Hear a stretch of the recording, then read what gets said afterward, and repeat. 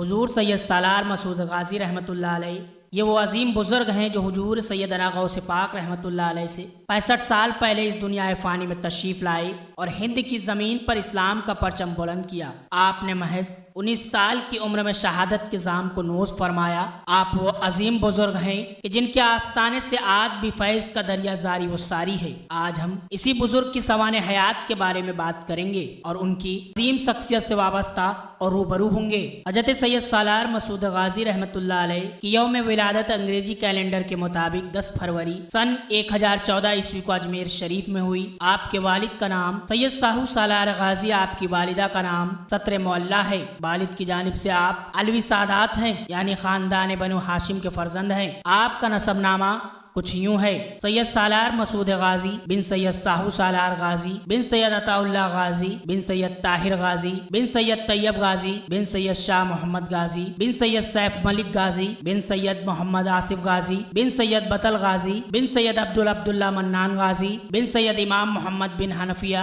बिन सैयदुल औलिया मौलाए कायनात आलमीन इमाम अली मुर्तजा रदियल्लाहु ताला अन्हु से मिलता है। आप मौलाए कायनात शेर खुदा मुश्किल कुशा ताजदार हलता के फर्जंद हैं। आपकी उम्र जब 4 साल 4 माह की हुई तो रस्म बिस्मिल्लाह हुई, जिसमें तख्ती पर बिस्मिल्लाह लिखने वाले आपके वालिद की सेना के एक फातिमी सादात अक्सरी कुवत के मालिक हजरत सैयद इब्राहिम रहमतुल्लाह अलैह थे, जिनका ओहदा 12 हजारी था, यानी वो 12,000 सेना के सेनापति थे। फिर उनको आपका उस्ताद मुकर्रर किया गया। उनके पास तीनों इल्म थे: तलवारबाजी, घुड़सवारी और तसव्वुफ। फिर जब आपकी उम्र 11 साल की हुई तो उस उम्र में पढ़ाई के साथ साथ आपका अमल भी चलता था। आप बावजूद रहते थे। आपने बचपन से कभी फर्ज नमाज नहीं छोड़ी। नफिल के आप बहुत पाबंद थे। दीवान में भी आपके वालिद के साथ बैठते थे। आप बहुत ही उम्दा तलवारबाज और घुड़सवार थे। आप अपने वालिद की तरह एक उम्दा तलवारबाज और जाबाज सिपह सालार थे। आपकी सीरत को देखकर हर कोई आपकी तारीफ करे बगैर अपने आप को रोक नहीं पाता था। अल्लाह तबारक व तआला ने आपको हर चीज नेमत से माला माल किया था। आपको लाजवाब हुस्न जमाल अता किया था। जब आप अपने लश्कर के साथ दीन की तबलीग के लिए मेरठ पहुंचे, जहां का राजा आपके मामूजान का दोस्त था, उसने आपकी आमद पर खुशी का इजहार करते हुए आपका शाही अंदाज में इस्तकबाल करना चाहा, लेकिन आपने मना कर दिया। आपने उससे कहा, यहाँ मैं ऐशो इशरत करने नहीं बल्कि दीन की तबलीग के लिए आया हूँ। कुछ अरसा रुकूंगा फिर निकल जाऊंगा। उसके बाद आप वहाँ से मुख्तलिफ अनेक जगहों से होते हुए मुरादाबाद पहुँचे, जहाँ पर आज भी कई इलाके आपके नाम से मंसूब हैं। फिर आप लखनऊ होते हुए बाराबंकी पहुँचे। आपको ये जगह बहुत पसंद आई, लेकिन उस वक्त ताकत और जुल्म के नशे में चूर यहाँ के राजा ने आपको पैगाम भेजा कि महमूद गजनवी के भांजे सालार मसूद गाजी, तुम यहाँ से चले जाओ, वरना हम बहराइच के राजा से मिलकर तुम्हें कत्ल कर देंगे। आप पर इस बात का कोई असर नहीं हुआ। के बाद राजा देवनारायण और भोजपुत्र ने आपको धोखे से कत्ल करने की कोशिश की, लेकिन अल्लाह के फजलो करम से उनकी साजिशें बेनकाब होनी पड़ी। आप अभी बाराबंकी ही में थे कि आपकी वालिद माजिदा का इंतकाल हो गया। उनको गजनी में ही सुपर्द खाक कर दिया गया। उनकी दरगाह गजनी में ही है। इस वाक्य के बाद आपके वालिद सैयद सालार आपके साथ बाराबंकी में ही रहने लगे और उन्होंने भी दीन की तबलीग में अपना सब कुछ लुटा दिया। बाराबंकी में कुछ अरसा रुकने के बाद आपने अपने चचा सैयद सैफुद्दीन सालार गाजी रहमतुल्लाह अलैह को बहराइच भेजा, जहां पर राजाओं ने आपको कत्ल करने के इरादे से घेर लिया।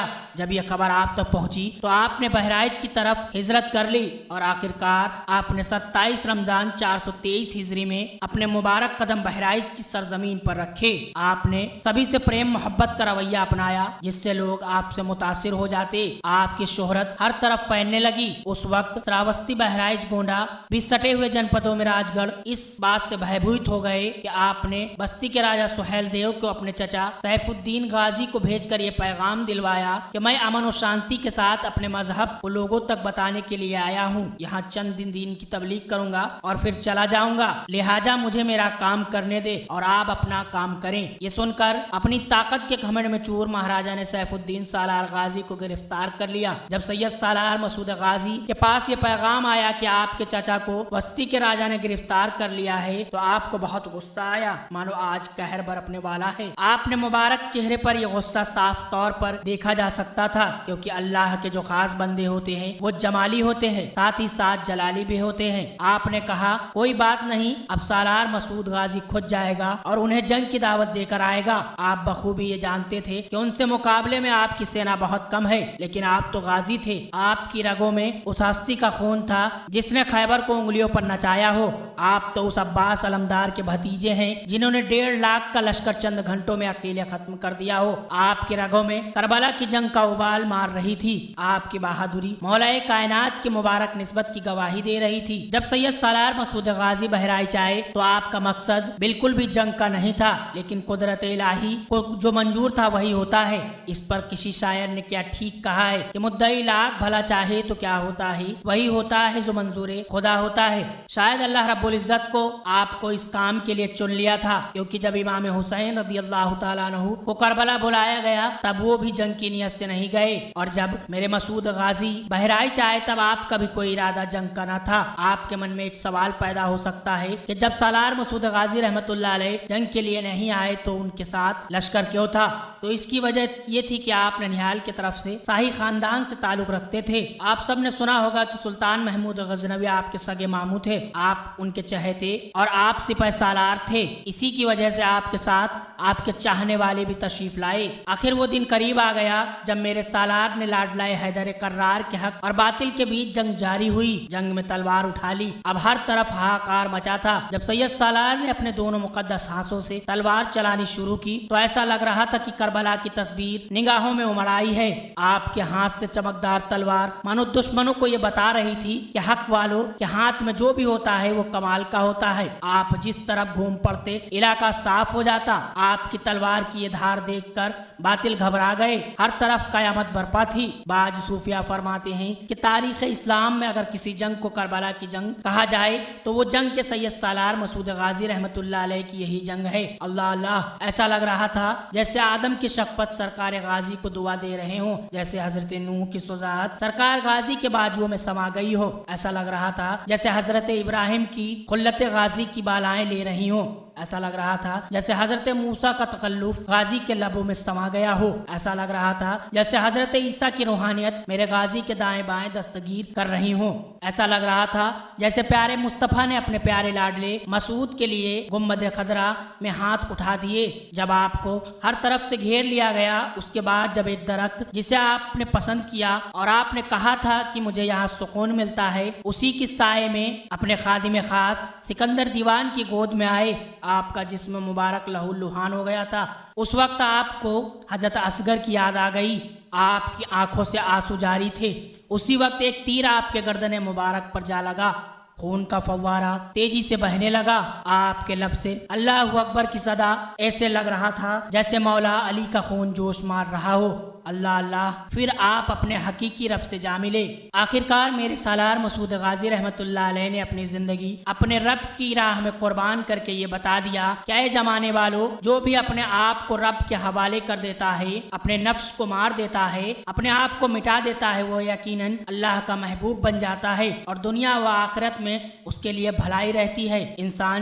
इंसान फरिश्ते भी उसके हक में दुआ करते हैं। सारा जमाना शाहिद है कि गाजी सरकार ने सिर्फ 19 साल की बज़ाहिर उम्र में वो काम कर दिया कि तक कयामत तक आने वाली नस्लें आपको सलाम पेश करेंगी। हिंद में इस्लाम फैलाने का जब तस्किरा होगा, इंसान अगर भूल भी जाए तो जिन व फरिश्ते आपका नाम इस फेरिस्त में बिलयकी सबसे ऊपर रखेंगे। आप जिस मुकाम पर फाइज हैं उसका अंदाजा औलिया अल्लाह ही समझ सकते हैं। आपकी शान में औलिया अल्लाह के कुछ अक़वाल यूं हैं। हज़रत शेख सुल्तान अहमद रहमतुल्लाह ताला अलैह फरमाते हैं कि मुझे जब कोई मसला पूछना होता तो मैं ख्वाजा हिंद की बारगाह में जाता तो वो कहते कि सुल्तान बहराइच चले जाओ, वहीं से आपकी मुश्किलें दूर होंगी। मखदूम अशरफ जहांगीर सिमनानी रहमतुल्लाह अलैह फरमाते हैं कि मैंने खिज़र अलैहिस्सलाम को जितनी मरतबे सैयद सालार मसूद गाजी रहमतुल्लाह अलैह के आस्ताने पर देखा है, दुनिया में और कहीं नहीं देखा। मखदूम अशरफ सिमनानी अलैहि रहमा फरमाते हैं कि अगर कोई बहराइच जाए तो वहाँ कम से कम आधा घंटा जरूर बैठे, क्योंकि वहाँ हर घंटे हजरत खिज़र अलैहिस्सलाम हाजिरी देते हैं। मखदूम बिहार शेख सैयद सरफुद्दीन याह्या मनेरी रहमतुल्लाह अलैह अपने मुरीद से फरमाते हैं कि अल्लाह ने मसूद गाजी को वो तसव्वुफ अता किया है जो जब चाहे जहाँ चाहे अपने चाहने वालों को अल्लाह की अता से अता कर देते हैं। पीर सैयद अली रहमतुल्लाह अलैह ने अपने मुरीद व खलीफा शाह मूसा रहमतुल्लाह अलैह को वसीयत फरमाई कि अल्लाह का कुर्ब हासिल करने के लिए सालार मसूद गाजी की तरफ तवज्जो करो, इन्हें अपना ईमान जानो। औलिया इकराम इनकी रूह से फैज़ पाते हैं। आप इन वलियों की ज़ुबान से सालार मसूद गाजी रहमतुल्लाह अलैह की शान का अंदाज़ा लगाएं कि क्या शान है सुल्तान बहराइच की। अल्लाह अल्लाह इसी को अपने शेर में रखते हुए अल्लामा इकबाल फरमाते हैं कि खुदी को कर बुलंद इतना कि हर तकदीर से पहले खुदा खुद बंदे से पूछे कि बता तेरी रजा क्या है। अजीजो, उत्तर प्रदेश के जनपद बाराबंकी जो कि लखनऊ, बहराइच, अयोध्या जैसे मशहूर स्थानों से सटे होने के बावजूद अपना एक अलग मर्तबा रखता है। बाराबंकी में एक जगह है बासा शरीफ जो कि अपना एक अलग ही वजूद रखती है। यहाँ पर हजरत सैयद शाह अब्दुल रज़्ज़ाक हुसैनी कादरी बासवी रहमतुल्लाह अलैह आराम फरमा है। बात तब की है जब आप बाजाहिर बाहयात थे। आपके एक मुरीद जो कि हज्जाम थे, उन्होंने आपसे अर्ज किया कि शेख मैं कुछ दिनों के लिए बहराइच जाने वाला हूँ, सरकार गाजी पाक का उर्स आने वाला है। आपने फरमाया क्यों हर साल उर्स पर जाते हो, यहीं से रहकर अकीदत रखो।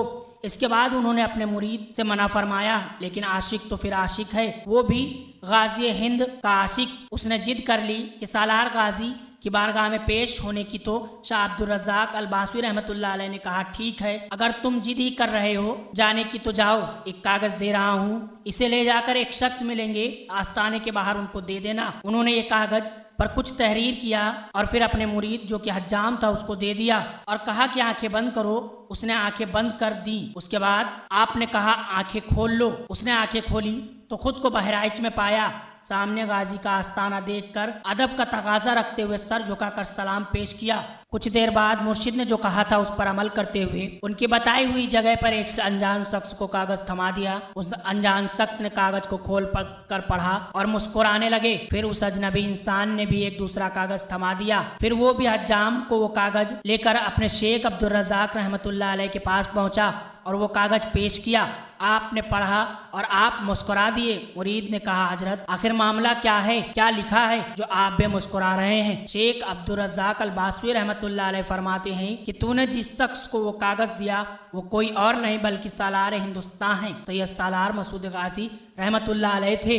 और मैंने अपने सवाल में लिखा था कि क्या ज़रूरी है कि हर साल लाखों की तादाद में लोगों को क्यों अपने दर पर बुलाते हो, बेचारों को क्यों परेशान करते हो। और उसने जवाब में सैयद सालार मसूद गाजी रहमतुल्लाह अलैह ने ये जवाब दिया है कि ऐ शाह, जब तुमसे अपना एक मुरीद नहीं रुका तो ये इतना बड़ा आलम मैं कैसे रोक लूं। ये सुनकर वो मुरीद बेहोश हो गया। अल्लाह अल्लाह, ये है सैयद सालार मसूद गाजी रहमतुल्लाह अलैह की शान कि आप वो बाज़मत बुजुर्ग हैं जिसके बारे में बड़े बड़े औलिया काबिर अपनी किताबों में आपके लिए तहरीर फरमाते हैं। अल्लाह ताला हमें सरकार गाजी पाक रहमतुल्लाह अलैह के आस्ताने पर हाजिरी देने का सबब हासिल करे।